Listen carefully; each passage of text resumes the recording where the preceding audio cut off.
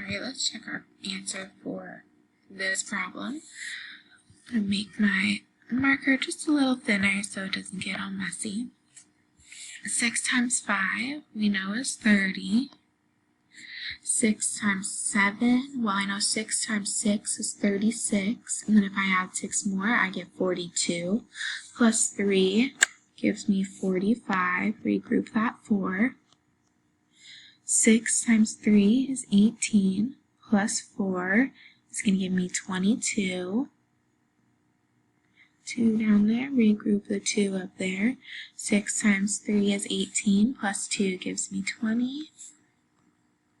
6 times 5 is 30, plus 2 gives me 32. Then, since I'm finished with my digit in the ones place, I'm going to go ahead and add my magic 0 before multiplying my digit in the tens place with that bottom number. So I can also cross out all of these because I already used them and I don't want to make myself confused. So 3 times 5 is 15. Regroup that 1. 3 times 7 is 21. Plus 1 is 22. Regroup that 2. 3 times 3 is 9. Plus 2 is 11.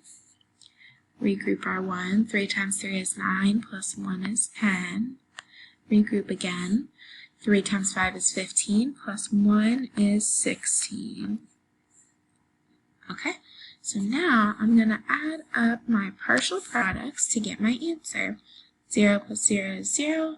5 plus 5 is 10. Regroup that 1. 2 plus 2 is 4, plus 1 is 5. 0 plus 1 is 1. 2 plus 0 is 2.